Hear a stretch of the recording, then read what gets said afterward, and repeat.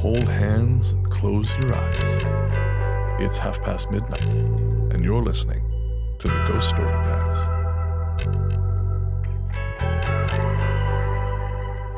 Welcome to the Ghost Story Guys. I'm Brennan Storr. I'm Ian Gibbs. And this is a show where we talk about spooks, specters, and all the other things watching us from the shadows beyond the campfire.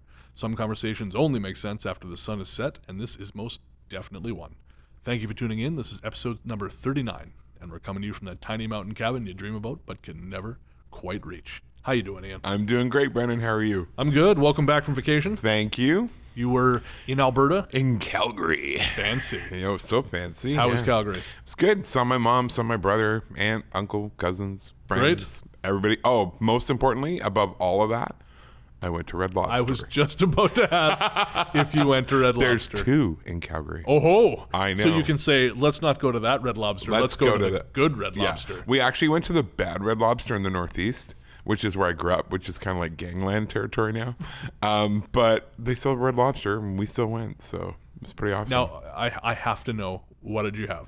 The Admiral's Platter, which is They basically just, crab legs. the shipping trawler just opens its thing. I would have been happy with that. Yeah, the lobster tail, crab legs, 2 kinds of shrimp. Oh, nice. Baked potato. We stole some biscuits. Actually, we didn't steal them. They gave us a bag to take them home. But You know, now one of the first times I went to Red Lobster, I might have said this on the show before, was down near Oceanside, California. right, And we went, we were on a road trip, my friends and I, and we ate a ton of biscuits. because they're free. Yeah, exactly. We made disgusting just mockeries of human beings of ourselves. But then, as we were getting ready to go, we started wrapping biscuits up in napkins. Right. Because we thought, all right, well, we're on a road trip. We got to save money. Yeah. And the waitress comes by with a big insulated bag and says, hey, you guys want more biscuits? That's pretty awesome. Yeah. I wasn't just stashing these in my pocket like a sad hobo crashing a funeral. She brought us a bag with some already in it. Nice. Yeah. So I enjoyed those. I miss those. They have cheese. Butter. I can't eat them anymore. I would want to die.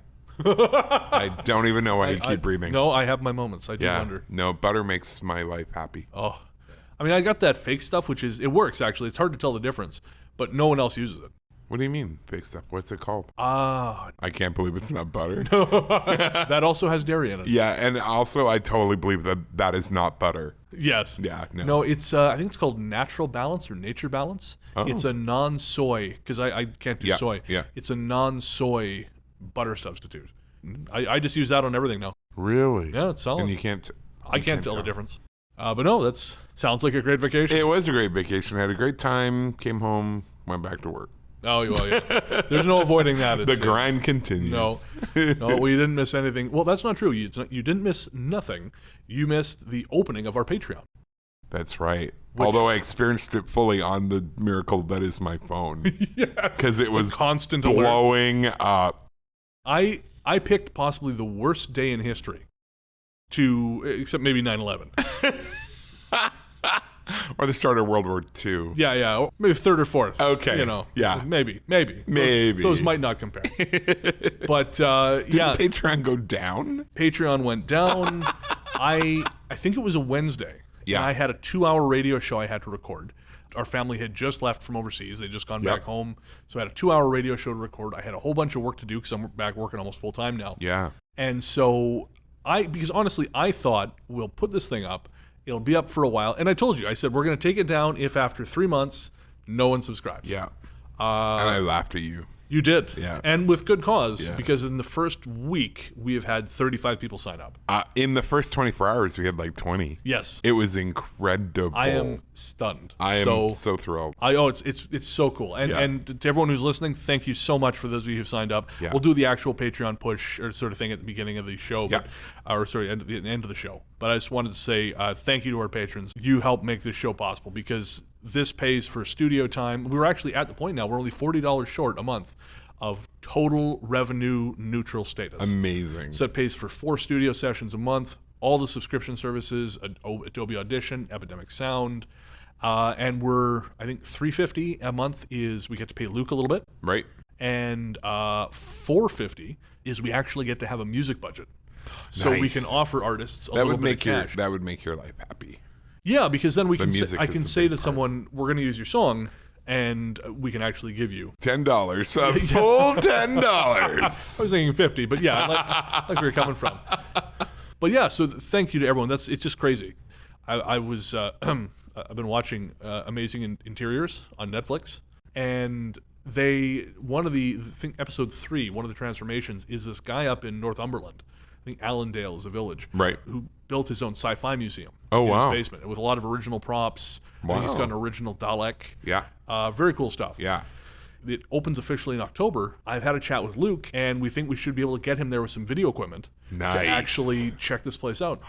And then we'd have something to actually put on our YouTube channel. Yes, absolutely. But that's all Very in cool. the future. For now, we have an episode I'm very much looking forward to. This episode is The Hauntings of Pittsburgh. Which I'm pretty sure you're the first person to ever say they're looking forward to something to do with Pittsburgh. I have, and we'll talk about this in the C segment, I have a strange connection to Pennsylvania. Really? I've mentioned it on the show before, and I'm going to tell the story again in the C segment once we're on the way out, but Pittsburgh just keeps calling to me. Before we get to the stories of Pittsburgh, I want to announce our 3 special musical guests. I'm very excited about this. Me too. Yes. These are all Pittsburgh-based bands, which is very cool. why I'm Nice. excited. They've all given us permission to use their songs. The first band is Dolysods with their song Field Notes, from their album I Was Born in the Background of the Best Things of the Past. Ooh. Yes, it's I love that really title. great album. The second break, we're going to have an excerpt of the song 1876 by Steel City Ruins. Their album One came out this year.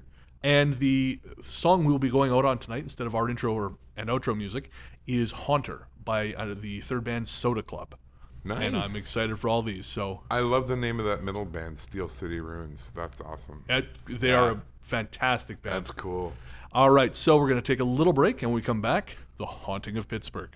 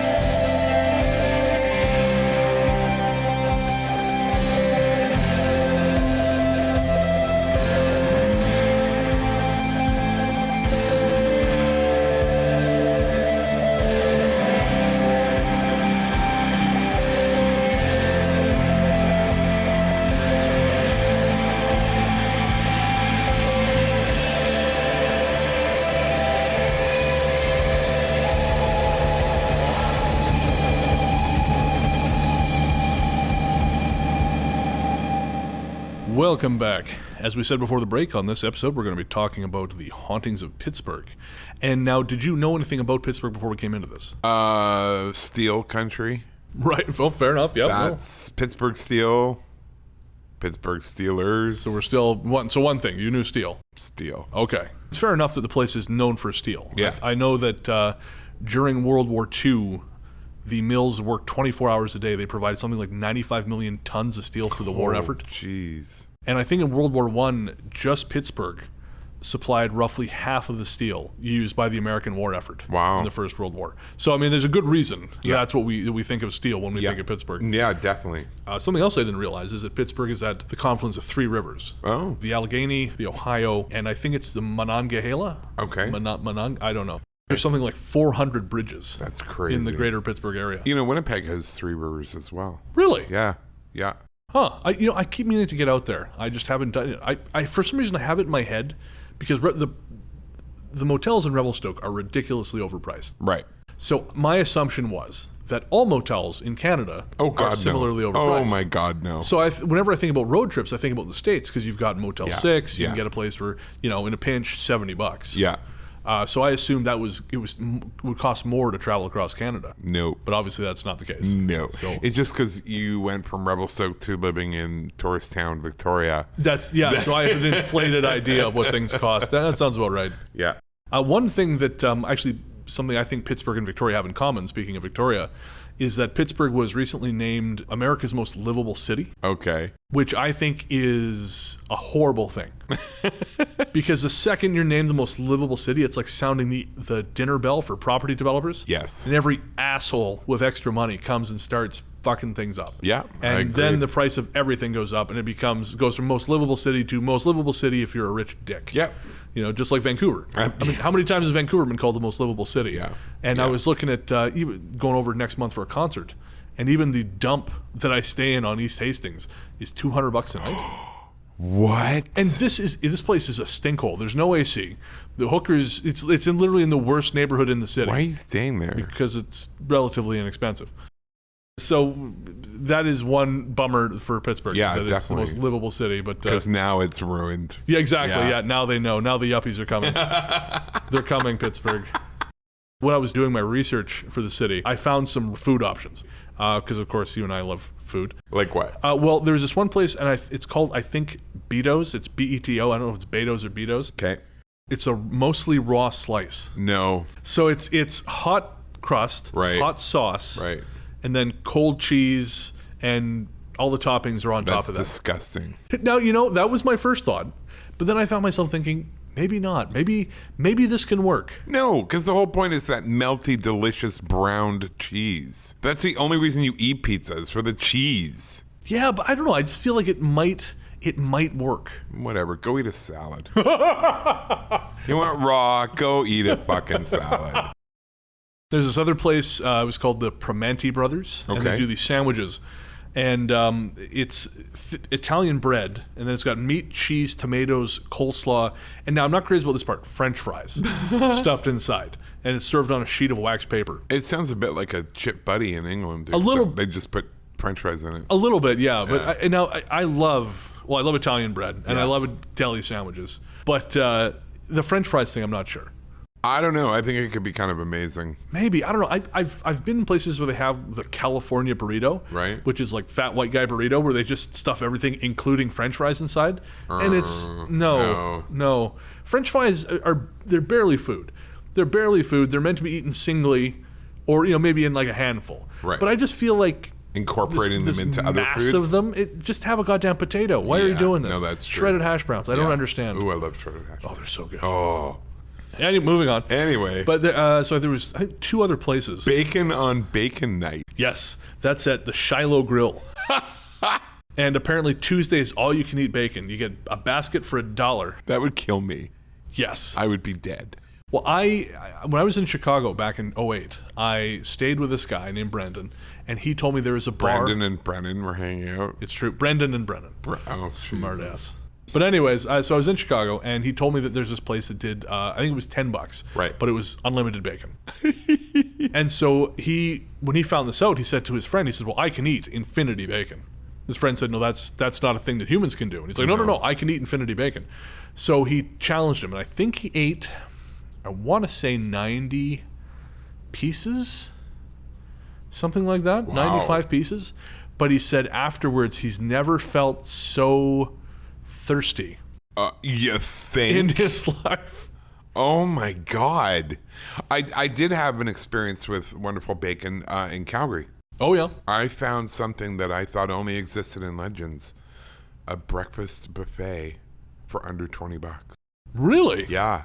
So I took my friend there, went to Schmitty's in Calgary, and all of the Schmitty's locations in Calgary have breakfast buffets No kidding. with everything on it, like fruit and eggs benny and bacon and 3 kinds of potatoes, pierogies. The worst part was the second time I went, because of course I had to go twice. Of course. I took my mom, who's 74, and when they brought the bill, Oh, no. they gave us both the seniors discount. And at first I'm like, God damn it. And then I'm like, no, I'm good with this. You saved $2. I'll take that $2 discount. Screw that. Now, the only downside to that is they thought me and my mom were together as a couple. Yeah. No, I'm fully aware.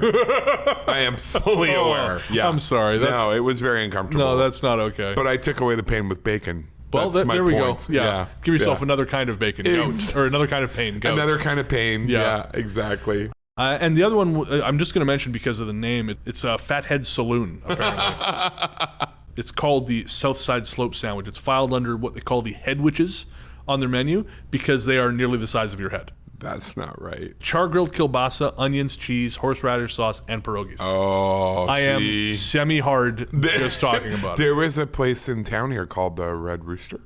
They did a grilled cheese pierogi sandwich. Oh, wow.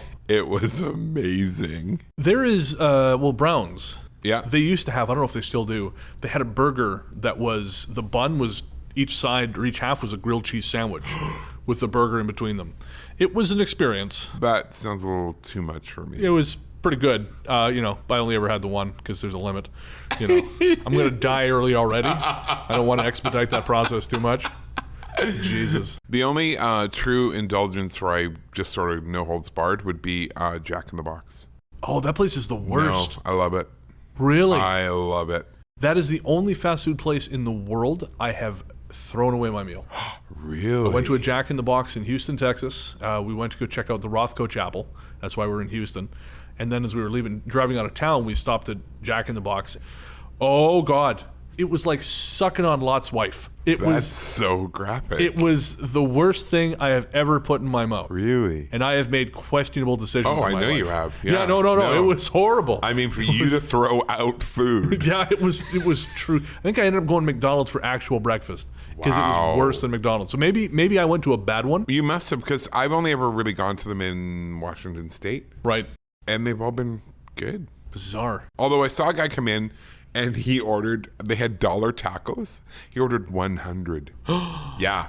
And we're like standing there going, God, why is it taking so long for our order to come? Yeah, they were making $100 tacos. I hope he didn't eat all those. I don't know. Looking at him, I think he may have at least taken a run at it. Oh, sweet Jesus. Yeah, he got it to go, though, so we didn't have to witness his shame, so that was good. As he slinks back to his mom's basement. That's right. Well, he won't be there for long if he's eating 100 tacos in a shot. Well, they'll have to remove a wall to get him out. Well, that's it, and then his spirit will be left behind, which leads us to... Excellent. And we did a little bit of digging through Pittsburgh. We found sort of, in addition to the first-person stories, which we're going to present in a bit, we found a number of sort of relatively well-known locations. In Pittsburgh. Yeah. And the most famous one, now I'm probably going to get this wrong, I think it's Congalier House. Okay.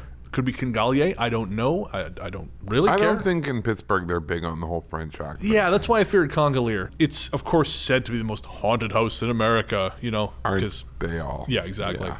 And the website American Hauntings, which I'll link in the show notes, they broke down the details of the house's horrific past.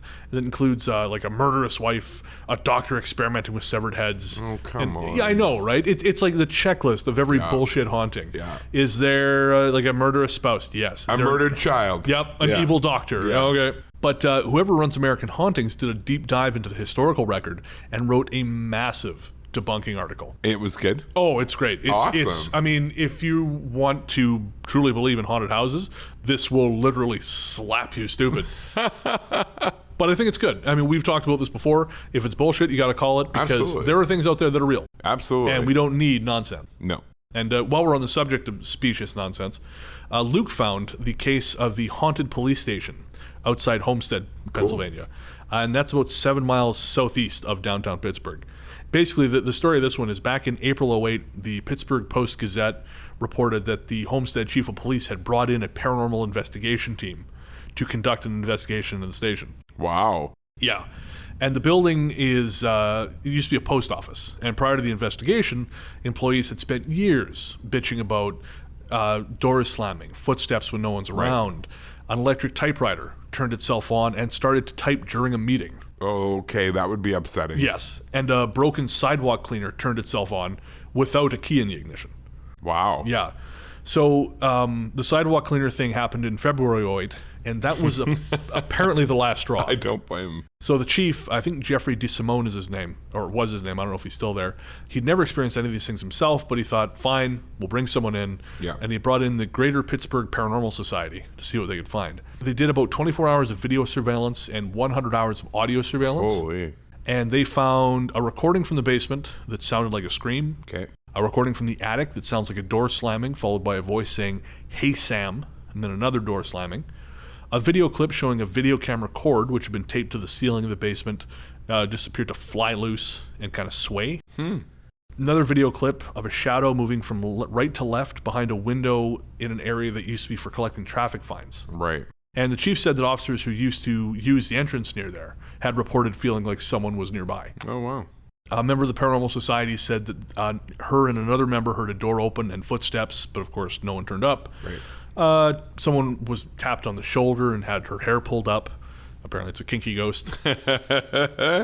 So taking all that under consideration, the Paranormal Society, in their infinite wisdom, said it's a residual haunting. I mean, and none of that's particularly interesting. I think it's all bullshit. I mean, I think people may have had these experiences, but I don't give a good goddamn about someone pronouncing it one thing or another. But what makes it interesting is when you add that the mayor at the time, Betty Esper, who actually I think she's still the mayor of Homestead, so we should be careful what we say. Yeah. She poked fun at the whole thing. She was not into it. She, at the press conference they held where they announced the results, I guess there's not a lot going on there, she cracked a joke about the street cleaner that supposedly turned itself on. And she said, well, we have cleanup next week. I wish you could get that damn mower working again. So 2 years later, there was another press conference it was by now the former police station. It was because members of the Hauntings Research Group claimed to have a message from the mayor's recently deceased dog, Susie. Yes. And please tell me what was the... this is where it gets good. The researchers investigated the building using metal dowsing rods, employing a technique they'd picked up from literally a haunted Vegas tour while they were on vacation. Solid scientific evidence. Yeah. And so they attempted to contact various past mayors of Homestead using names taken from the portraits on the walls. And then once they were done, they asked if Susie was there. And of course the rods, crossed, and Betty just teared right up apparently. Aww. Which exactly that that's that pisses me off. This kind of hucksterism really pisses me off. Yeah, it's like taking advantage of people. Yeah. So they moved over to the new city hall to see if any of the old mayors had come along to the new location, because apparently they were like, that's the thing that defined them. Being a mayor. Oh, I better go sit in City Hall. Better go sit in City Hall and wait for something Homestead, to happen. Pennsylvania, wait for these assholes to make sure they get it right. Oh my lord. So they asked if the mayors had come along, and of course, shocker, the rods turned. So one of the reporters asked to hold the rods, asked the same question, said, oh, nothing happened. Shock. So the investigator said it didn't work because the reporter didn't believe enough. Oh, those old revival tent meetings. Oh, you're not healed because you don't have enough faith. Yeah, exactly. Yeah. So then the reporter cracked that maybe the deceased mayor didn't like reporters, and the rods spun. Oh my! And they're like, yeah, that's what it is. Yeah. So Uri Geller and these guys, apparently. Wow. Right? Wow. Can you imagine? I mean, what bald-faced bullshittery. Oh, no, the spirits just don't like you today. Oh, better hand me back the rods. The spirits are angry. Yeah. It reminds me of, I think I've talked about this on the show before, that ghost hunt I did in Chicago. Right, yes. Where I just said, the ghost is like 300 years old or 400 years old. I said, so aren't we talking about Plains Indians at this point? I said, well, how do they even speak English? Do they know the language? We're trying to get them to cross the rods under certain numbers or letters.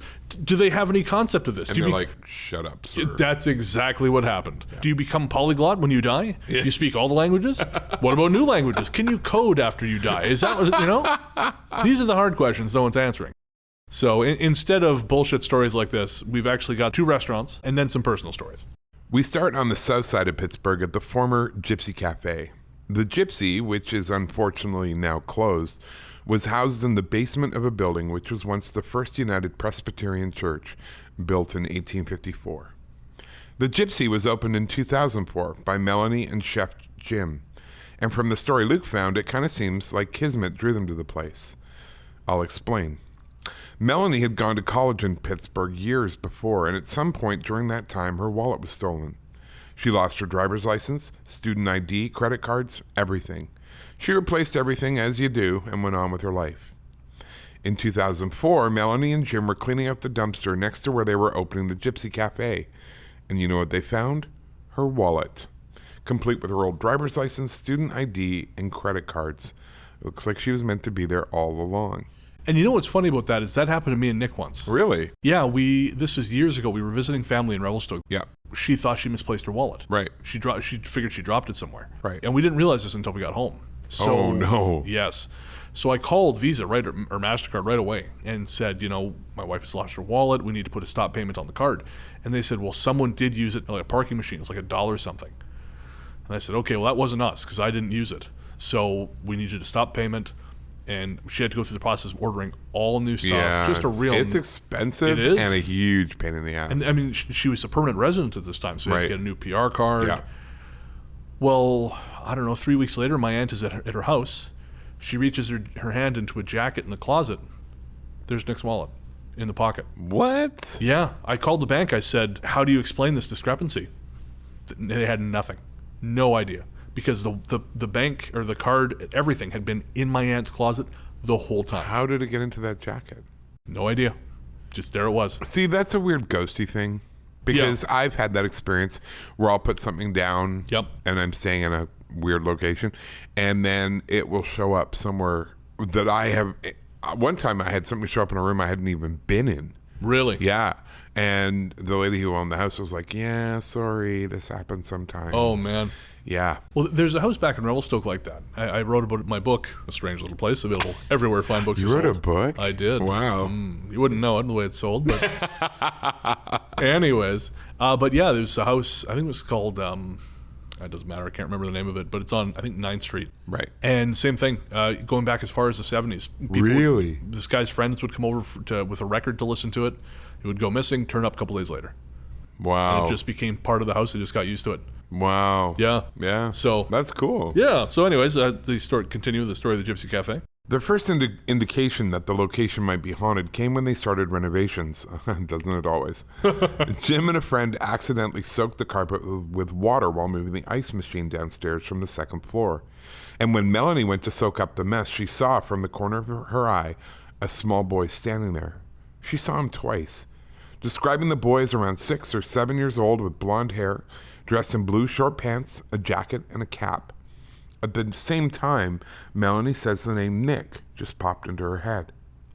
A few weeks later, Melanie was approached by a woman who used to work at the cafe, which occupied the church basement before Gypsy. This woman asked if Melanie and Jim had, quote, seen the ghost yet, unquote, and Melanie cautiously admitted to seeing something but did not elaborate. The woman explained that people used to see at the bottom of the stairs a little blonde-haired boy, and they all called him Nick. Interesting. Mm-hmm. Another time, Melanie noticed that a couple who were regulars of the Gypsy weren't sitting at their usual table, which sat empty.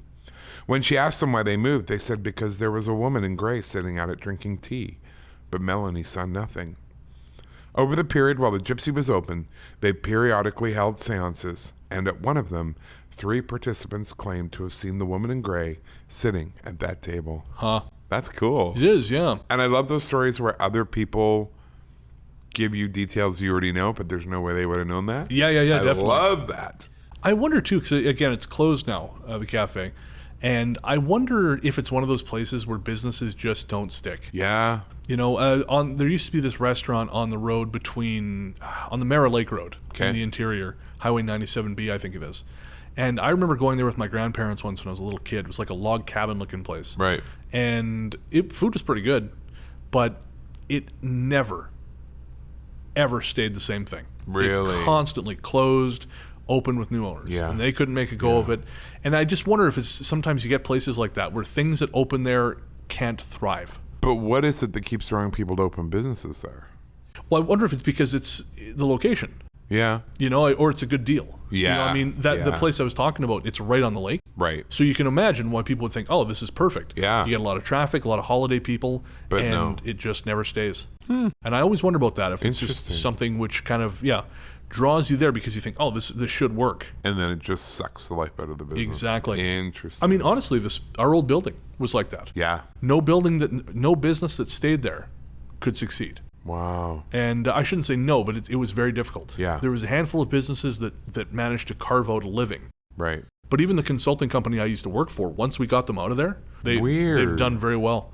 Isn't that interesting? Yeah, and even us. I mean, ever since we've left, the show has grown so much. That's true. So there's just some places things don't grow well there. Mm-hmm. The other haunted spot we're going to cover in before we get to personal stories is Papa J's, and or Papa J's used to be. Right. They had a couple locations. One was in downtown and one was in Carnegie. The one in Carnegie burned down in March this year, actually. Oh, no. Yeah. The downtown location of Papa J's, which was an Italian restaurant, it closed a couple years ago.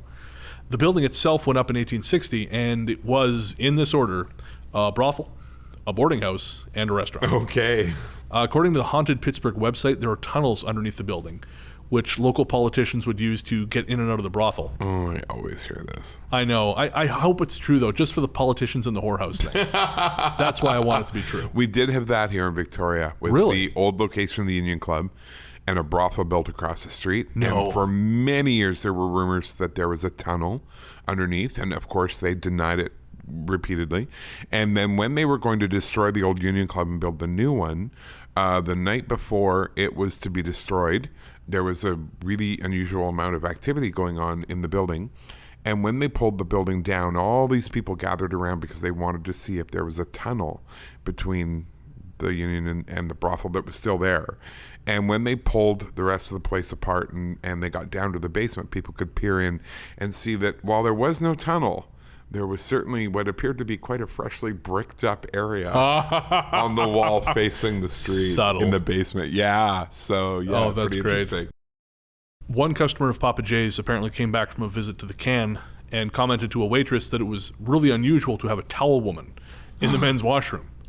And he said he was washing his hands and he'd seen this, elderly woman standing there with a babushka, which is like a headscarf tied under her chin, holding a stack of towels. And the waitress said, we don't have someone working in the bathroom. Oh, my gosh. And a former waiter at Papa J's claims to have regularly seen a little girl walk through walls, which apparently disturbed him to the point he quit. Oh, wow. Yeah. Wimp. I know, right? Come on. Another waiter described seeing a little girl who would tip over food trays. And then late one night, a bartender was closing up, and he saw a little girl slowly walk past him on the other side of the bar. And I guess the story goes, he calmly finished up closing and never came back. No, that would freak out. I mean, I could see it if you're there alone a lot. That would make me uncomfortable as well. Oh, sure. But I think if you're working with other people and blah, blah, blah, who cares? Yeah, well, I mean, speaking of alone, we're in a new location tonight. When we recorded the bonus episode last time in the old studio, not the old original studio, but the one we went into after that, we were there from, I think we had the 10 until 1 a.m. 10 to 1. And I left at midnight. You left at midnight, so I was closed up because you had to work the next day. And the vibe changed. The vibe at 10 o'clock wasn't great. Well, remember, because we were like yelling at the lights. Yeah, because the lights kept flickering, and then we said, please cut it out, and it stopped. It stopped, yeah. That was weird. Well, after you left, it felt like there was a really strong presence in the far corner of the room. I could not wait to get out. Was it the kitchen corner? Yeah. It was just hairy. It was there. It felt oppressive. It felt like I was unwelcome. Because you were in its time. I guess so, yeah. Yeah. So the place we're in now feels much better. We don't have that to deal with. Yeah. It's a little more echoey, which I'm not crazy about. Yeah, what are you going to do? Yeah, better that than the alternative. It's also less hot. Oh. And there's one other thing that was kind of funny. It's food related, and why not? This is the food show. Apparently. A woman who went there for lunch ordered the hamburger, which was on special. Yeah. And when she asked for cheese, the waitress got all shitty with her. And the waitress looked at her and said, this is an Italian restaurant, right? All we have is mozzarella. Oh, come on. Is it Mama's special hamburger from the old country? Give me a break. Come on. The perfect Italian hamburger, though. That reminded me briefly of this place I went to. Oh, where was it? It's somewhere between Edmonton and Calgary. Red Deer? Rocky Mountain House? No, it's just on the highway. It's called the Burger Baron. It's a chain in Alberta. Is it a chain? Yeah, there were at least 6 or 7 of them in small towns. Oh. It's the restaurant. If McDonald's or Dairy Queen or A&W wouldn't go there, you'd find a Burger Baron. Right.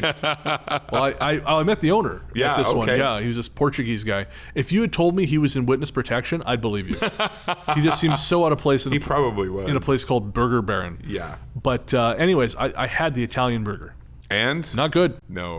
No. These What made it Italian? Fresh basil? cheap marinara and mozzarella, which I could not eat. So just cheap marinara. Gross. Yeah, not a good combo. No. From terrifying burgers, we're going to go to terrifying first-person stories of the paranormal, and we found some really interesting stuff from Pittsburgh. I should say Luke found some interesting stuff. Cool. This first one is called The Blue Man. My house was built in 1905 as a combo general store/home. As was common in those days, the main floor was the store, and the upstairs was housing for the store owner. Attached to the house was a storeroom used for dry goods. Under the storeroom were horse stalls for the delivery horses. Over the years, we have often heard footsteps and voices and smelled cigarette smoke. In fact, the smell of smoke can sometimes be so bad, it induces asthma attacks in my husband and son. We have also dealt with moving objects, just like we were talking about. Mm-hmm. You need your keys/dog leash/sunglasses, and you look where they belong. Then you look in all the usual places. Nothing. The next day you find the necessary object in plain sight on the coffee table. No one put it there. It just appeared. The basement of my house connects to the garage. It used to be an open area between the house and storeroom. Wagons were pulled into the space for loading. A large door on the side of the storeroom opened above the wagons, and dry goods were lowered into the bed. The far wall of the garage is the back wall of the old horse stalls, which have been since converted into 4 additional garages. In all, it has been 90 years since there have been horses in those stalls. Yet often while doing laundry, I can smell horses. That very particular mixture of manure, hay, and animal. There have even been times when, very early in the morning, I have heard horses snort and stomp their hooves. This is a suburban area with no livestock anywhere. Wow. Finally, there is the man in blue. Our house is built on a hill, and when parked in the main garage, our car is angled to such a degree that getting an accurate read on the various fluids is difficult, so my husband parks across the street when he needs to do that kind of thing. One morning last week, while he was across the street checking the oil in my car, he walked back into the open garage to get oil. At the time, I was talking to a neighbor, and for no apparent reason, all the color drained from her face as she looked toward the garage. When she was able to talk, she told me a man in blue work clothes had walked out of the garage behind my husband.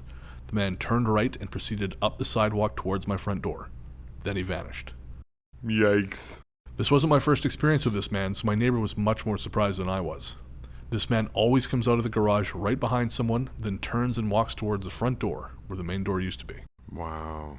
And thinking about that, I wonder if it's a case of, because I don't think it's a ghost. I mean, more and more, I think this is sort of a catch-all. Memory loop. Yeah, or a place where maybe there's some kind of breakdown in the way time works, and you're just seeing it's like an echo. Yeah, or the residual. A residual. I don't know. Residual, I think, has the wrong implication to me, because I feel like residual kind of implies that it's somehow, like X happened, and so it just keeps going until the energy expires. I feel like it's too ghosty. This is more of a, I don't know, I feel like, maybe scientific is the wrong word, but just more of something that gets tripped when you're near it. Right. Not a ghost exactly, but like a memory loop. Yeah, I guess we're talking about the same thing, just using different terms. Different words. Yeah, fair enough. I mean, the fact that the smell's endured is so interesting. Yeah, smell is a big one. Yeah, I guess so, because we've talked about places where they've got like, the smell of baking is pretty common. Yeah. So, this or is someone's perfume, or of course, yeah, or the cigarette smoke. Yeah. My name is Lori, and I run a small cleaning service in the Pittsburgh area with my employees, Marie and CJ. Before I say anything else, I would like all of you non-believers in the paranormal to chill out. I don't go around looking for ghosts. In the past, if I saw something or heard a misplaced noise, I would pass it off as whatever, but now I'm paying more attention. In June of 2008, I got my first customer in a very nice neighborhood that had managed to avoid the real estate crash. One house was owned by a couple who had 2 dogs, and the other by a family with 3 little girls. At first, everything was great, and when we first started cleaning these homes, all 3 of us would go together. The house with the family was 5,000 square feet, so we would work our way through all 3 levels as a group. The first odd thing that I noticed and shrugged off is that we would all feel like someone was home, and call out for several moments before realizing the house was empty. Another odd thing was the door we entered through would sometimes, but not always, close on us. Then it would lock. This happened often enough that I started keeping keys on me at all times. Then the little weird stuff started. A roll of paper towels spread across the grand foyer. Cleaning rags tossed down the steps. 6 months into cleaning, the real fun starts. The customer ordered some additional cleaning service, but only the main floor and the master bath. Marie declined the extra work, so I decided to do it myself. The first time I went alone, the feeling that someone else was there was overwhelming, but I made it through the whole main floor without hearing anything unusual. Then I went upstairs to tackle the master bath, and the moment my foot hit the top step, I heard a door slam somewhere in the house. I called out once again, "Hello? Is someone home?" No one was. I proceeded down the hallway lugging 2 sweepers, a bucket, and a bag full of supplies, and a rubber ball rolls past me into the master bedroom. This raises questions. Yes, to say the least. But whatever, I ignored it and cleaned the bathroom, which took about an hour. Afterward, I was gathering all my stuff when I heard a crowd of voices coming from the foyer downstairs. Once again, I called out and I got no answer. So I thought maybe the client had company coming over, and I decided to get out quickly and quietly. Once downstairs, I saw there was no one else in the house at all. Got all the way down there with all my stuff. No one was there. Following this, weeks went by, and I just about convinced myself it was all in my imagination. And then I saw him. Back cleaning the house, I once again got to the top step, and for some reason this day, I looked down the long hallway and could not make my legs move. I was frozen with dread. It took me a while, but I said to myself, "Get your butt moving and clean the bathroom," and I did. After completing my task, I gathered my supplies, walked into the master bedroom, kicking something as I did. I looked down to see what I'd almost tripped over, and it was that rubber ball again. I said out loud, "Now where did this come from?" and felt a crack of static electricity. When I looked up, there was a man standing there, and I said, "Oh, you're home." Before I could even finish saying the words, the man disappeared before my eyes. Every hair on the back of my neck was sticking straight out, and I was covered in chills and sweat. I did what any reasonable woman would do. I grabbed my shit and ran. Yep, that is a wholly acceptable thing to be doing at that point. 100%, especially with all the other stuff going on before. It's just crazy. This is really typical because hauntings seem to build. Like, you'll hear stories of people, "Oh, we moved into the house and it felt a little odd, but everything was fine." Right. And then a week later, this happened. And then a week later, this happened. And it just seems to get worse and worse. Now, why do you think that is? Do you think it's sort of absorbing energy from the people, or do you think it's something else? I think it's a combination. I think it's absorbing the energy from the people. I think it's getting used to them and knowing how to present themselves in the most noticeable and energy efficient way. Okay. Yeah, right? So you think like they calculate to produce a certain result? Oh, absolutely. Oh, okay. Absolutely. And then I think it happens more and more because not only are you more aware of it, making it easier, they just keep upping their game. Right. Until they reach some sort of crisis point. Fascinating. Especially if they don't want you there. Yeah, no, true enough. Big time. It reminds me of the story my friend told me about Langford. They were cleaning out there, and yes, yeah, they just happened to they had their headphones in. They thought that the house was empty. They stood up, and all of a sudden, boom! There's someone behind them, a woman, and they thought, "Oh shit!"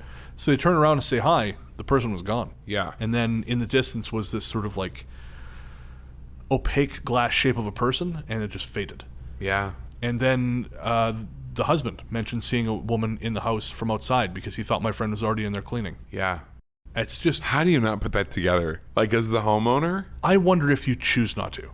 I suppose. And some people genuinely are just not sensitive to that stuff at all. Yeah, that's true too. But if I saw someone in my house and I thought, oh, someone's in there, and then I went in there and they're not in there, I'm going to think about that. I'm not going to write that off. I think you can. I think you can be like, oh, it was the reflection off the car glass, or it was fair light enough. through the trees and the leaves. And I think there's 100 ways to explain that stuff. But if you're aware of it and you know it, you can be like, all right then. Right. And then just go on with it. Because I do believe it changes depending on the time. Because if a house is used to having time on its own, say if everybody works or is at school and the house is empty during the day, right, and then all of a sudden someone is in that space, it's going to throw off whatever energy is in there. Sure. I mean, it may resent it. Well, remember when I got back from Minnesota? Yeah. That country house we stayed in. Yeah. Past the one time I stayed up past midnight downstairs, I felt unwelcome. Absolutely. It was like something was saying, "Get the hell out! This is my time." And I have that in my book, Victoria's Most Haunted, about the Young Building. That after a certain time at night, that building is theirs. It's not for living people, and they make sure you know that. We'll call this story The Little Girl. When I was 9 years old, my mom, sisters, and I moved from West Virginia to Pennsylvania, where we lived with my uncle and cousins. Because of various circumstances, my mom and sisters went first, then I joined them a year later.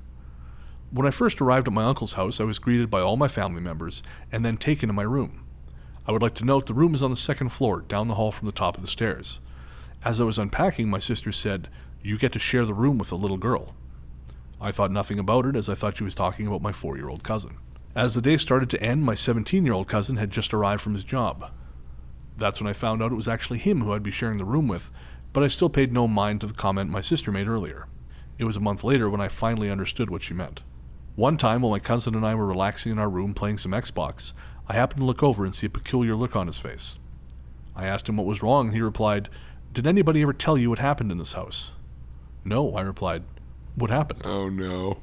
These never end well. No. It's never like, oh, we saved a kitten. And Yeah, we made a chocolate fountain. No. Lord Mountbatten lost his virginity here.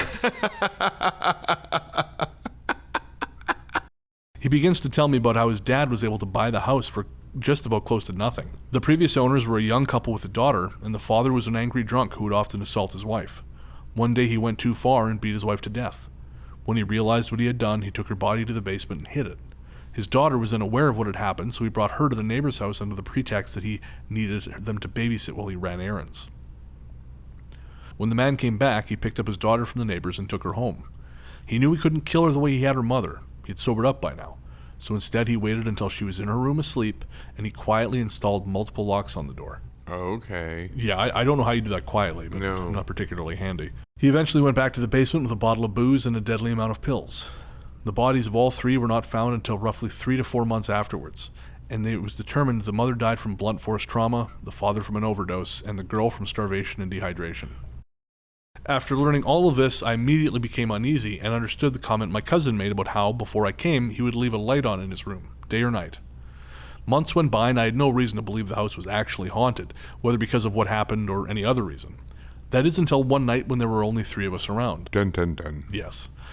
The rest of my family decided to go to the first high school football game of the year, and I chose to stay home with my aunt and uncle, who had a room on the 3rd floor. At about 7 p.m., my aunt and uncle decided to call it a night and went upstairs. I stayed in the living room to watch television alone, and that's when it started to happen. The basement door was located in the dining room, right next to the living room, and I had full view of the door as I sat on the couch.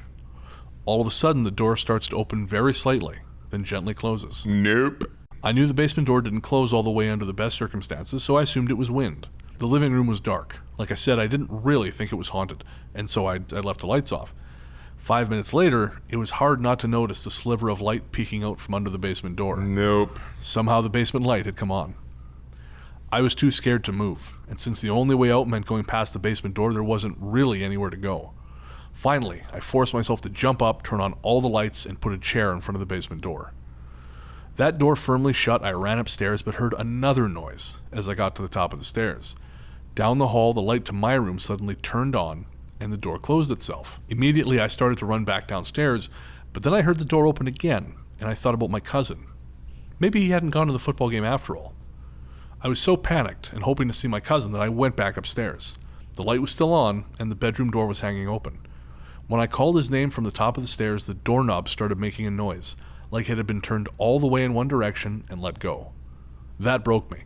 I ran downstairs, and as I did, heard the door slam. It slammed so hard it woke my aunt and uncle, who a few minutes later came downstairs to find me crying on the porch. When I told them what happened, they confirmed the story my cousin had told me. Which is awesome. Are you traumatized? It's all true. It's all true. It's like everything you saw was real. It's like the polar opposite of the Han Solo speech from Force Awakens, like the Force, all this wonderful stuff. It's true. The murder, all this shitty stuff. It's true. It's true. You should be scared. You should, 100%. Good night, little girl. The man who sold my uncle the house gave him the newspaper articles before he bought it, and my uncle kept them. That was my last experience in the house, but to this day I still have chills replaying the sound of the door slamming in my head. And I think I've finally come up with a reason for it. I believe the reason the light turned on and the door closed when I first went upstairs is because the little girl wanted me to think my cousin was in the room. Maybe she wanted me to think nothing was wrong. She then reopened the door to maybe imply she indeed wanted me to come in. When I didn't, she slammed the door in anger and sadness. I feel so bad for what happened to her, and I think she was just trying to communicate. Yeah, no, that's a good theory. Yeah, I mean, I think it goes, it's nicely. Lonely. Yeah, and it nicely sort of subverts all the usual ghosts or terrifying nonsense. Well, and it makes sense because the house was pretty much empty, and it sounds like it was a pretty full house most of the time. Yeah. So maybe the little girl did get lonely for someone to come and hang out with her. I don't know, though. I even if I knew, it would be tough for me to sort of sit in a place like, or I shouldn't say, I've been in places where there are something hanging around. Yeah. And as long as they're benign, I can deal with it. Yeah, if they're cool, I'm cool. But if in that situation where the doors are opening and closing and lights are on and off and I'm terrified, I just don't think I could force myself to go into that room and hang out. No. I imagine the cold fright closing around my heart. Oh, yeah, no. And everything stopping and I shit myself. No, I couldn't do it. And this next story, it's much worse. Oh, excellent. Thanks for leaving it for me. My parents live in a very large apartment complex in Pittsburgh's South Hills area. The apartment has been there since the 60s and has long been rumored to be haunted. Over the years, I've heard many stories from longtime tenants about heavy footfalls in the halls, strange laughter, things moving around on their own, and all other types of sordid events. My own story occurred in the summer of 2002 while I was staying with my parents temporarily while waiting to return to New York City for a new job. I'd just come back from a late night out with friends, and no drinking was involved, and was walking down the hall to my parents' apartment. My parents live at the end of a very long hall, literally almost half the length of a football field. During my walk, I kept getting the overwhelming feeling that someone was watching me. Now, I've had that feeling before, and it usually goes away as soon as I close the door to my parents' place. But this night it didn't. I initially ignored it, got a shower, went to bed, closing my bedroom door behind me. Out of nowhere, I snapped awake in a cold sweat, terrified, my heart racing. I had no idea why until I heard the breathing. I was beneath my covers, and the breathing was coming from above the covers, inches away from my face, like something was watching me from right above my blanket. I was frozen beneath my covers, eyes wide open, more frightened than I've ever been. Now, I'm a pretty tough guy. I've been a fighter for years.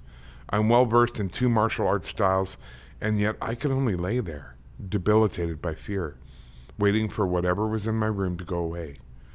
I could actually hear it moving around my room, hitting cologne bottles on my dresser, knocking off hats I'd hung on the wall, and moving back and forth past my beaded curtain, making it gently rattle. It felt like hours passed. Finally, I had the courage to reach out from my covers and grab the remote to the television. I clicked it on and lay there, still too scared to take my head out from beneath the covers. After a while, I gingerly pulled the covers down and looked towards my door. It was ajar, and I saw a large, perfectly symmetrical black ball moving slowly out of the room. It wasn't like one of the small orbs that people see. It took up a fully 1/3 of the doorframe. Somehow, it saw that I was watching and it paused. It had no discernible features, but I felt like it was smiling at me, warning me it would be back. It sat there for a few seconds, hovering by the door before slowly exiting the room. After it left, the tension in my room was gone, and somehow I drifted off to sleep. The next morning, just to be sure, I asked my parents if they happened to be in my room the night before. Neither of them were, and I have since moved out. I visit my parents often, but any time I'm alone in their place, I get the feeling that something there either doesn't want me there or just plain doesn't like me. My parents continue to experience odd events in their place occasionally, but they refuse to move, saying that as long as it doesn't hurt them, they have no reason to go. They obviously never went through what I did there. That night scared me. It's been 10 years, and to this day, I can't sleep without the television on. Holy shit, that is a strong... That's an experience. That fucked with this person. Yeah. And I love that it was the most terrifying thing they'd ever gone through, and they went to sleep right afterwards. Yeah, well... Which is a common theme, absolutely. and I've done it myself. I totally get it. And I feel like it's something that a lot of cynics and critics and skeptics use to debunk this kind of stuff. Right. Well, you went back to sleep. But it's almost like you overload. Yeah, and there's nothing else you can do. No. You just shut down. Yeah. No, I totally get it. It's I say I've experienced it myself. And I know what they mean about the feelings in apartment buildings. or hotels, same kind of thing. You get a place where there's lots of people living their lives and dying and all the rest of it. It makes sense there's some energy left over. Well, I tell you, man, you were gone. I was looking after your place, feeding your fish and watering your plants. I didn't like being in your place. Really? Whatever was in there was not comfortable with me there. Now, in the place or in the building or in the actual condo? Both. I would see these black flashes out of the corner of my eye and it just felt unwelcome. Now, that's interesting because the first couple of weeks I lived there, I felt uneasy, but then something changed where whatever it was like, oh, okay, you're here. Well, and then that's fine. And I started declaring myself. I felt like a loon. Right. I would walk in and say, hey, it's me. I'm just here to water the plants and feed the fish. Yeah. I'll be out of your hair in a few minutes. Yeah. But there was one time where I gave myself a good scare. Really? So I walked in the door and declared myself, but I felt it was strong. Whatever it was very powerful. And I saw the flashes, and they were really big. Like I expected to see something there. And I had to go use the can. Right. So I walked to the right, and I saw a flash. And then, of course, there's a mirror right there. Yeah. I had forgotten there was a mirror there. Oh, no. So I see the flash, and then, of course, I see movement to my right. And it's you. And it's a person, and I actually jumped and screamed. Not my proudest moment. I don't know why I'm telling you this story. But I awesome. nearly pissed myself. Oh, no. But yeah, and then, of course, there's the common room. Yeah. Which was horrifying. Yeah. It's funny, actually. One time I went there with Nick. The first time I went there with her. I got out of the car, walked to the door, and I realized she took a different route to the door. Mm-hmm. And I looked at her and I thought, why haven't I been taking that route? Because the route she took to the door was way closer and took way less time than me going all the way around back. Because I would walk behind my car. Oh. The whole time I could have walked close to the building. And then I actually paid attention. And I realized something was radiating from the common room at the front of the building. And I had been choosing the path of least resistance without even knowing it. Interesting. I've only ever been in that room twice to get mail. Like, I feel like I'm intruding. Yeah, that's what it felt like. It Yeah. felt like I was intruding in someone's space. Yeah. So no, apartment buildings are very much that way. They can be fraught with peril. Yours is most definitely fraught. I don't know with peril, but it's fraught with something. All right, so this one I've called crawling. 4 months before I entered college in Pittsburgh, my very first love had left me. We were going to enter college at the same time so we could be together. Aww. Yeah. Dreams of mine were crushed, but college and new friends helped me get through. I moved into the bigger dorm and became instant friends with my roommates. A month later, I met my now current boyfriend, and he and I hit it off pretty well. One night, he was down in my room and we were up late just getting to know each other more. He left to get ready for bed. He was going to come and cuddle with me that night. And after I took him to the door and shut off the kitchen light, I turned around and saw what looked like a pair of red eyes next to my bedroom door. I figured it was a car passing by the window and it just reflected off of something since I was on the 3rd floor. I put it behind my back and went into my room being extra quiet for my roommates. I get this really heavy feeling just pressing up against my back and shoulders. I figured it was imagination and pushed it aside. As I got to my bed, taking my necklace off, I got the feeling again. Pushing it aside again, thinking it was my imagination, I jump into bed and wait for my boyfriend to come back. I got comfortable and got this unexplained heat at the back of my neck. In my room, it was freezing all the time, year-round. The heater hated to work in that room. All of a sudden, I get this vision that this thing is reaching for me from behind. It was vivid, and I've never experienced anything that powerful going through my head. I felt like it was tall and lanky, had big black eyes, and this sinister smile on its face. With the hand that reached out for me, the pinky was longer than the other fingers. I jumped, looked behind me, and there was nothing but that heaviness. Breathing heavy, I stayed up and stared into the darkness next to the door, hoping my boyfriend would come. And he did not too long after. I told him what happened. He held me tight and apologized. He then told me about this nightmare that he, his mother, and grandfather had had. It had the same demon, just smaller, crawling up on him, telling him it would never allow him to be happy. Yikes. Yeah. Wow. Another instance was when I could feel it right on top of me.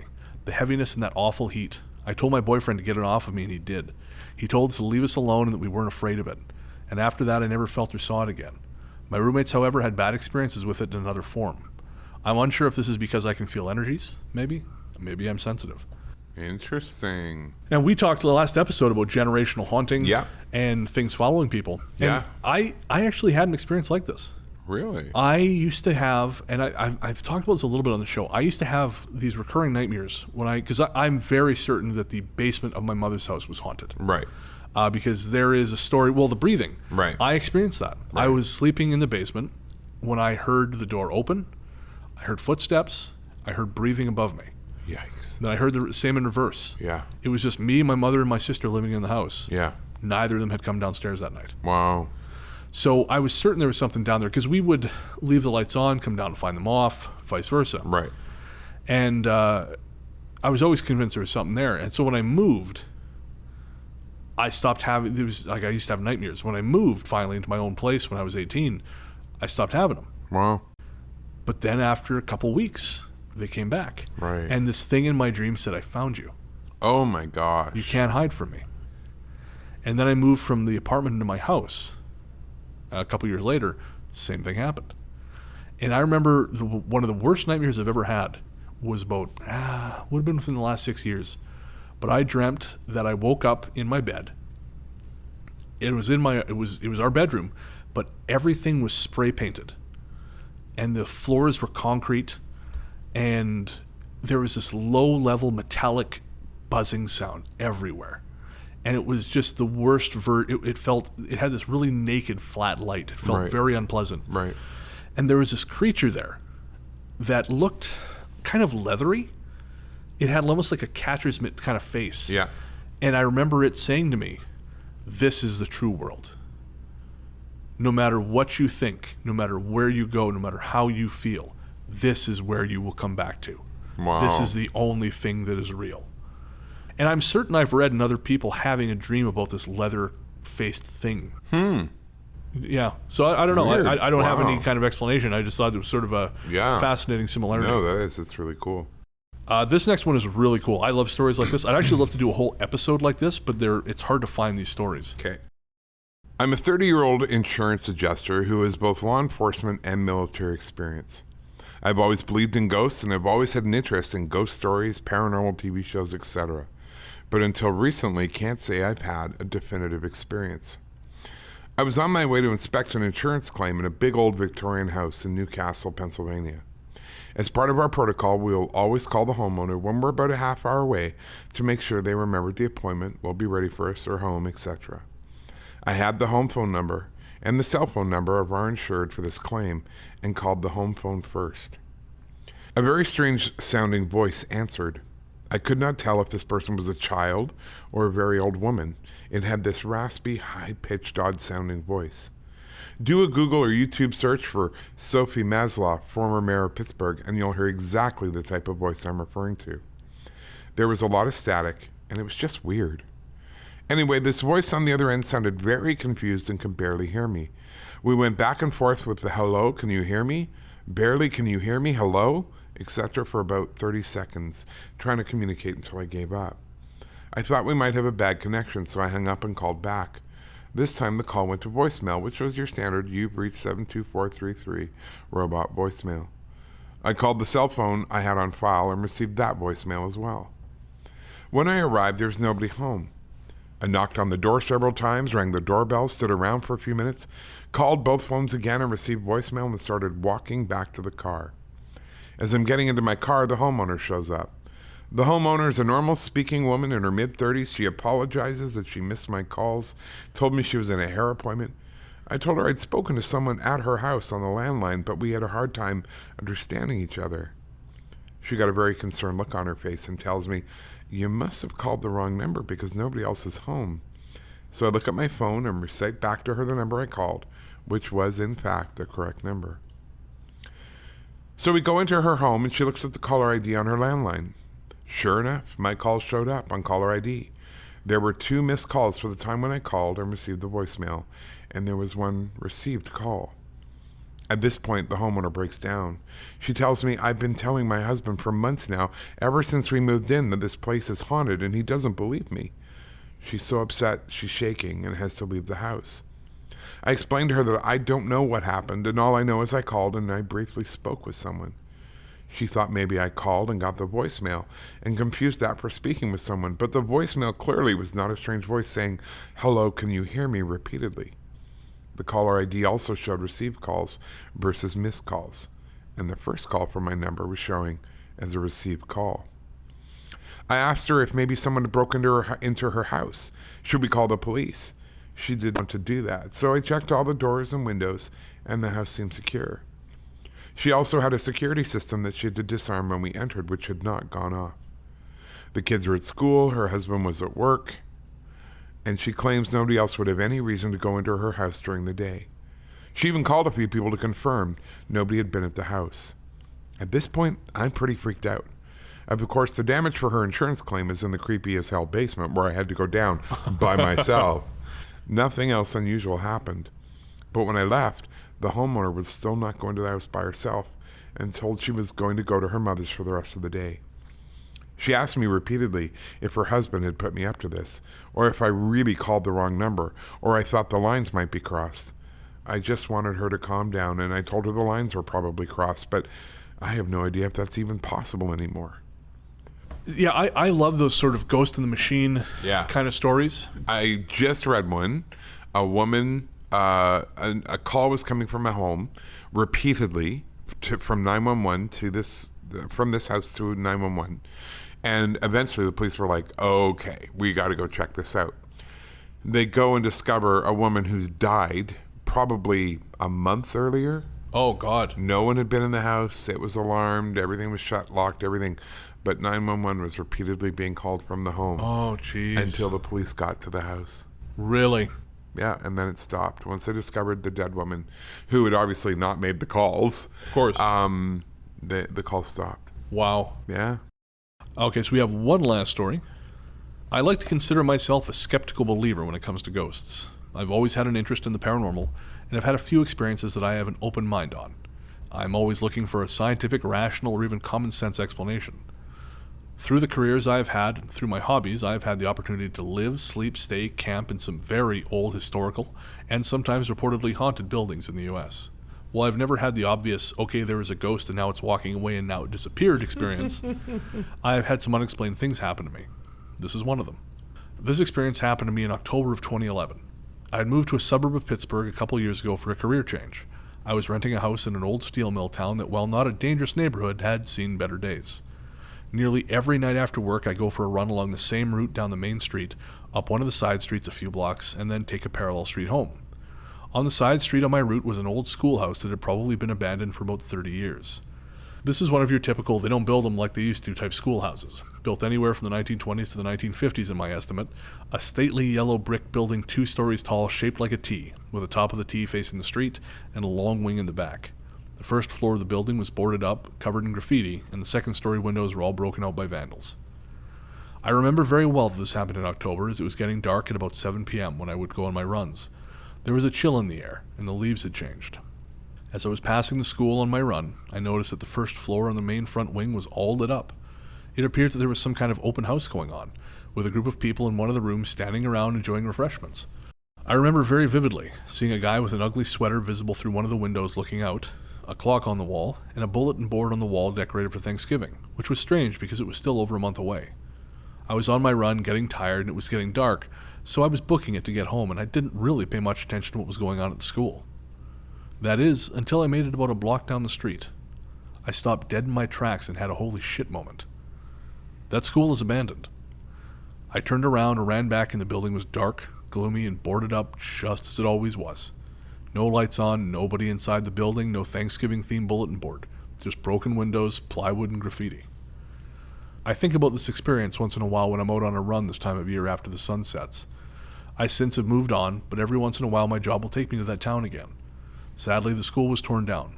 There had been rumors about turning it into apartments or a brewery, but apparently it was too far gone and the owner was holding out thinking someone would pay him big bucks for the building. Instead, the town condemned it. No worries though, there's a boring modern school built not too far away. This experience drives me crazy though. I could have been daydreaming on my run, but it was so vivid. I am a healthy guy in my early 30s, in shape, no drugs, not a drinker. If I have that overactive an imagination, I've never realized it before. And nothing like this has ever happened since. Wow. Yeah. That one, there is a particular quality to that one. Yeah. I don't know what it is, Yeah. but something about that really sticks with me. Yeah. Yeah. Like getting a glimpse into the past. Yeah, that's exactly it. Yeah. I wonder if that's why it connects so strongly. This sense of like a past long gone. Yeah, absolutely. Huh. Well, that's going to do it for Ghost Stories in Pittsburgh for now. Nice. We went way longer than we thought, and we're not even done. I know. So when we come back from the break, we'll have some listener mail and our Patreon shoutouts.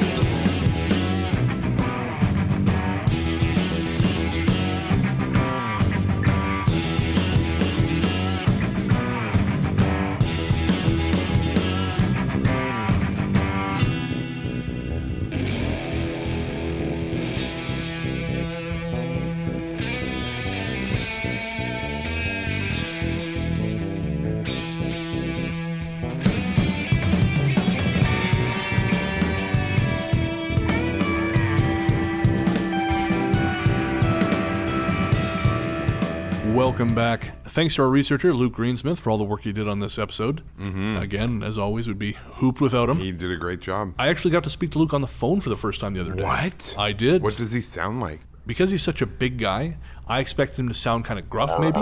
Yeah. He's just got a very quite proper northern accent. Nice. It was great. Very cool. Yeah, no, he's a good dude. Good. And I'll tell you more about that off air. So we haven't seen each other much, so there's No, I all this know. stuff. We're going to do a quick round of listener mail and then get to our Patreon shoutouts. Great. Our courteous and efficient staff is on call 24 hours a day to serve all your supernatural elimination needs. We're ready to believe you.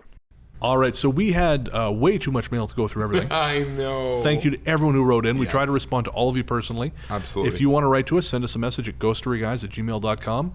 Comments, questions, if you have a story to share, we're working on putting together our next listener story episode, so we'd love to hear from you. We had a couple emails we thought we'd focus on. We had Yeah. a question from Robin. Robin wanted to know, have you two ever talked about your journey to get to the place you are in your paranormal lives? Because she remembers me mentioning in one episode that I made an offhand comment about not being where I am now and understanding what things meant. Yes. And the short version, because we don't have a lot of time, the short version is that really until I started writing my book, I didn't even know I had any kind of sensitivity. Yeah. And even then, I didn't know until I saw this shadow man in my office. And for the full story of that, if you listen to episode 12, we talk about my book and A Strange Little Place, available everywhere fine books are sold. Stop. And yeah, the full story is there, but I was sort of clueless until then. And I mean, I like to think I'm still clueless, but I'm much more aware. Yeah. You know, I understand feelings now when I have them, and they don't surprise me the way they used to. You came into it much earlier, though. Oh, I remember being a little kid in England and knowing that there were other things in our house. And I remember vividly being about 3.5, 4 years old, looking up into the open attic because my dad had been up there that day, and seeing a face look back at me. Oh, wow. And going and hiding in my bed with the covers over my head, which I continued to do until I was, I think, 14. I slept with the covers over my head because if I did that, nothing would bother me. Interesting. But if I had my head out of the covers, it was awful. I can't say specifically who, but I know someone whose little kid, I think when they were about 5, they started having problems with hypoxia because they refused to come out from under the covers at night. Yeah. And I was not able to, I don't know them well enough to sort of suggest anything, but I think the kid was having some visitations. Yeah. And I think that was a problem. Yep. And then it went from there. Yeah. Yeah. There we go. Yeah. So hope that answers your question, Robin. Emily recommended some summer camp movies, including Wet Hot American Summer, which I really enjoyed. Yeah, it was funny. I haven't really seen the shows, though. Have you? I've seen a couple of them, yeah. Okay. But not a lot. Right. And her husband apparently says that Friday the 13th is his favorite summer camp movie. Nice. With part 4 being the best. And on that, we are agreed. I haven't seen any of them. No, that's fair. I have seen all, I think there's 10 or 11. Oh, good I have seen all of them. Lord. And part 4 is definitely the best. Jeff wrote to comment on episode 14, Annabelle in the Chamber of Air Quotes, because we were talking about Ed Warren designating himself as a Catholic exorcist, and you made a joke about other religions just having their own people who say, well, I'm now this. Yeah. And you talked about the Mormon mummy masher. Yeah. And I guess Jeff is LDS. Oops. He's Mormon. Sorry, and Jeff. So, no, he says he is now the official Mormon mummy masher. So all mummy-related requests can go to Jeff. Yeah, if you have a mummy in your basement that just won't shut up, call Jeff. Call Jeff. He'll turn up in a very nice shirt, very nice white shirt. With a little name badge. Yeah. 2 days after we decided on doing Pittsburgh, we got an email from Chris, who works at a Pittsburgh area video game company, Yes. inviting us to take a tour should we ever end up there. So shout out to Shell Games, and we'll definitely take you up on that when we're in the area, which I think will happen. Yay. I wanted to tell a story, and we just don't have time, so I will maybe do it next episode, or maybe I'll make it a bonus thing. But I have a very long connection to Pennsylvania. Okay. And it just keeps intruding into my life. Interesting. So maybe that'll be the bonus episode. Is because it the Hershey's connection? I don't like Hershey's chocolate. No, I don't either, actually. No. It's not very good quality. Cadbury's is good chocolate. Oh, Yeah. British Cadbury's. Well, yeah, of course. Amazing. Yeah. Now is the time where we thank our lovely patrons. Oh, my gosh. I can't believe we can actually do this. Yeah, I feel like a real boy now. Oh, I know, right? Now we're grown-ups. We are grown-ups. If you want to become one of our patrons, you go to patreon.com/ghoststoryguys, where we have donations available at the $1, $5, $10, and $100 if you're feeling sassy level. And that gets you anything from a personal dollar gets you a shout out on the show. And from there, you get access to gets you access to bonus content. Like the last bonus episode, there was a 12 or 15 minute conversation that you and I had that there was no time for in the show. Right. So that's available to patrons. There's you get early access to the episode. I think patrons got the bonus episode about a day and a half ahead of schedule. Nice. And you also get other bonus stuff. We've got the Snapchat, which we are so slowly muddling our way through. And there is possible there will be other bonus material, like maybe an extra patron-only episode, things like this. So we're exploring different options. It'll continue to evolve as we get used to it. And as we get more patrons. As we get more patrons. And you also, at the $5 and above, you get a exclusive Ghost Story Guys sticker. Which is pretty cool. It's pretty cool. Designed by Canadian artist Wanda Fraser. Yep. We're very excited with that one. So, Yes. And actually, we just had, I think, Courtney tagged us on Instagram. She just got her sticker in the mail. Yay! So the first batch went out, and They're that was... making them. They're making them. I wrote 35 personalized thank you notes. My hand was sore. I signed. You did. You absolutely did. Good for you. What a hero. Hey, champ. All right, so shout out to our newest batch of patrons, our first batch of patrons. Yeah. Cherie, Shannon LeGros from Into the Fray. Thank you, Shannon. Anthony, Arwin. I'll read the whole name. Arwin Simons, Teresa Cox, Brandy Terry, Hannah Brown, Mary Suprenant, Jera Best, Wanda Fraser. Hey, Wanda. Courtney Bell, Morgan Young, Rosemary or Rosemary? I don't know. I don't know. It would depend on her. Probably Rosemary. We'll say Rosemary Tinape, Peculiar Mayhem, Servando Sanchez Jr., Winter Amara, Sean Wick, Rachel GW, MJ. Actually, Rachel GW has joined our team as manager of the Facebook page. Yay! She's going to help us with social media. Thanks, Rachel. Yes, thank you very much. Takes the pressure off me. Yes, yes. MJ, Sandra Suter, Christy Litwin, Lori F., Janet Runyon, Jennifer Burton, Jay Rowe, Nan Gardner, Tori Elliott, Tori. the Predator, Yeah. Danielle Harris, Chris Arnold, Kristen Timpson, Lizette Saraceres. I hope I pronounced that right, Lizette. If not, I apologize. Peter Berkowitz, Jennifer Raintz, and Matthew Cronkite. Amazing. You're all superstars. Thank you so much for helping us out. We can't believe how close we are to our goal of the show not costing us any money. I know. I'm Amazing. ecstatic about this. Yeah, no, it's pretty great. And from there, we're looking at having some new posters and T-shirts designed. We've got a couple artists I'm really excited to be working with who are just waiting for us to have money. So I'm excited. And again, if you want to join the ranks of patrons, you go to patreon.com/ghoststoryguys and sign up, and we will be eternally grateful. We will. What do we have coming up? We've got a meet and greet coming up now that will have taken place by the time this airs. Yeah, next Monday. Yes, So with Latoya. So yesterday.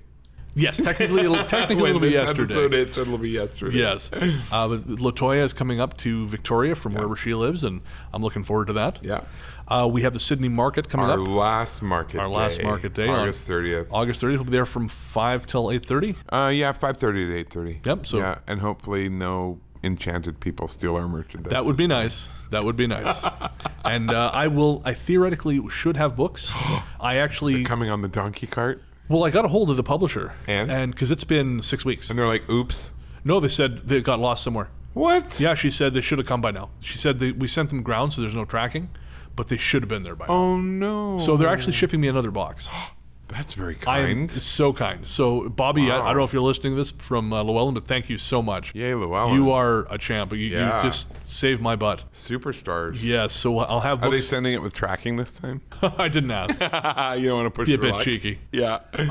So I'll be there selling books. We'll have Ghost Story Guys pins. And I'm just excited to have a chance to chat with Barb again. Always fun. Always fun.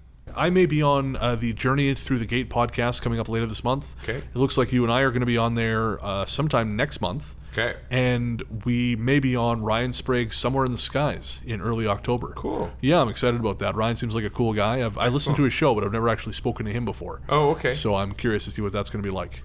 I know. Let's hope we don't drop the ball. Hopefully not.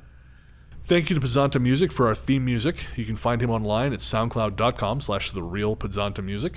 And he just dropped a second new album, the sequel to Lo-Fi Evening, Lo-Fi Evening 2. Oh, clever name. Yes. Thematically similar. Yes. But it's a very good album, and it's available on all major streaming services. Thank you to our musical guests. We had 3 on this episode, all of them from the Pittsburgh area. In our first break, we had Dolysods with their song Field Notes. Again, the name of their album is I Was Born in the Background of the Best Things of the Past. I love that. And you can find that on Bandcamp at Dolysods, DOLYSODS.bandcamp.com, and on all the major streaming services. During the second break, we played an excerpt from 1876 by Steel City Ruins. Their album 1 was released earlier this year, and you can pick that up at steelcityruins.bandcamp.com or hear it on all the major streaming services. And finally, the song we'll be going out on tonight is Haunter by Soda Club. Soda Club has recently split up. I think they were not around for a very long time. Oh, wow. They only released 2 EPs and a single, but they were a really good band, and I love this song. And it doesn't refer to the kind of haunting that we usually talk about, but it stays with you, so I think Excellent. it's a great note to go out on. Don't forget to rate and review us on iTunes. We have 53 already. Woohoo! I can't believe it. That's amazing. We were lucky to have 4, and one of them was me. Yeah, I remember that one. Yeah, and now we have 53. Amazing. That's so thank you. I'm going to have to look at iTunes to see if I can actually read them. I haven't read any of them. I just saw the number 53 Okay. next to the star Nice. ratings. I'm almost afraid to read the actual ratings. I'm not. I can't wait. Bring it on. You're very brave. I know it. Again, if you have a story you want to share with us or you got a question or comment, send it to ghoststoryguys@gmail.com. We respond to everybody. Absolutely. And, of course, we're also on Facebook at facebook.com/ghoststoryguys. And the Instagram account is fired up again recently. Yay. So if you want, it's mostly just goofy memes that I find that either me or Ian find funny. Come find us over at instagram.com/ghoststoryguys. If for some reason you want to hear more of my voice, you can find me on... I do a weekly music show called Largely the Truth on StokeFM. That's Wednesdays at 8 p.m. Pacific on 92.5 StokeFM or via the web at stokefm.com. Victoria's Most Haunted in its second printing. So Is that out now? Yeah. Oh, yeah, that's the exciting. new printing's out. So Fantastic. You can find that anywhere books are sold, Amazon, Chapters, Indigo, all those things. So Yes, and you can find my book, A Strange Little Place. ever fine books are sold. Mostly Amazon. All right, folks, that's going to do it for this time. We'll be back in 2 weeks with another show, and until then, into the darkness we go.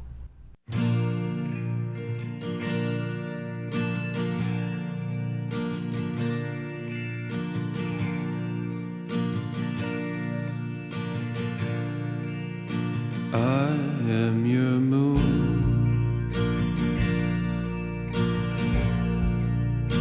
tug on your blue. Don't know how to shine. I reflect the light I'm given, working just to live, waiting on a kiss. Can't imagine more.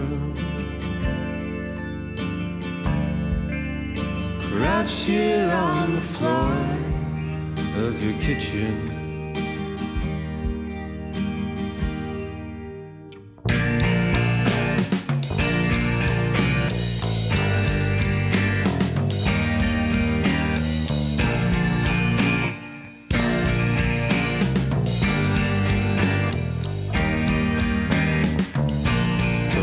If you want me, I just want you to want me.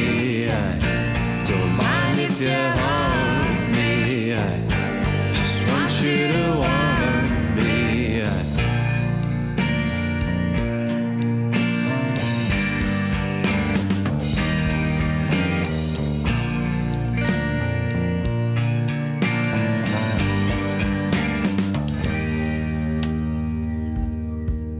Your fool, I make you feel cool, know how to make you laugh. I am good for that, if nothing else. Keep it in the shadow. Too much too fast and it will spoil.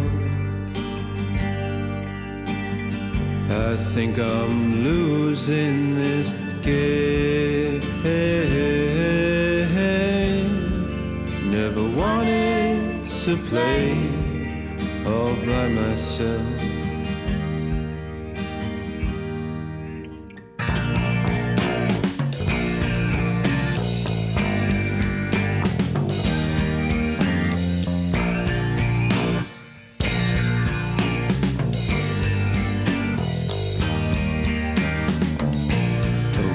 If you want me, I just want you to want me. I don't mind if you want me. I just want you to want me. I don't mind if you want me. I just want you to want me. I don't mind if you want me. I just want you to want me.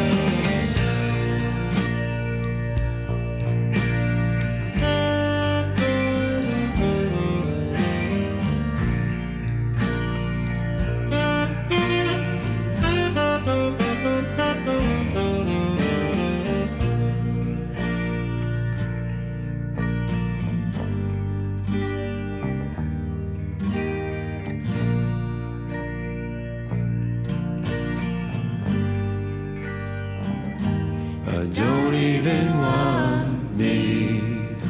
I don't even want me. I don't even want me. I don't even want me. I don't even want me. I don't even want me. I don't even want me. I don't even want me.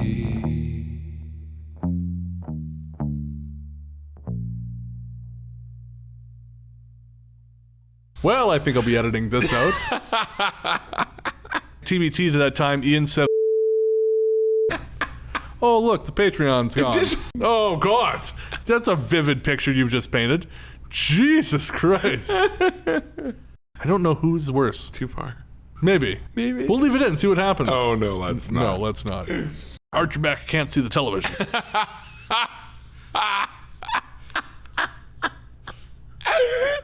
Yellow leather, red I was just going to do the red leather, yellow leather. That's right. Rubber baby buggy bumpers. Rubber baby buggy bumpers.